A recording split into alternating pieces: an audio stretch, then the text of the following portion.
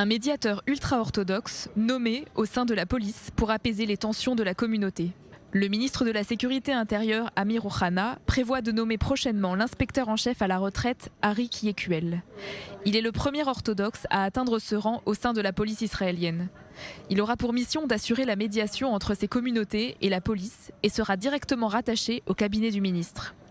Cette nomination intervient alors que les communautés orthodoxes, par la voix de leurs représentants ministériels, ont indiqué se sentir stigmatisées par les mesures prises pour lutter contre la propagation du virus.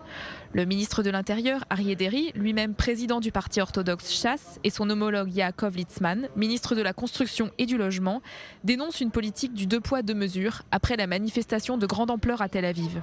Ils se sont d'ailleurs entretenus avec Amir Ohana à ce sujet. 2 manifestations se sont déroulées la nuit dernière. Une manifestation sur la place Rabin à Tel Aviv avec 10 000 personnes et une manifestation de quelques dizaines de personnes dans le quartier Romema de Jérusalem. Lors de la manifestation de Tel Aviv, la distanciation sociale n'a pas été respectée, il n'y a pas eu de respect des directives et nous n'avons pas vu de violence contre les manifestants. Ils s'insurgent contre le comportement de la police envers la communauté ultra-orthodoxe. Dans le quartier de Romema, nous avons vu une vidéo dans laquelle un ultra-orthodoxe demande à un policier pourquoi il ne porte pas de masque. En réponse, le policier l'a frappé.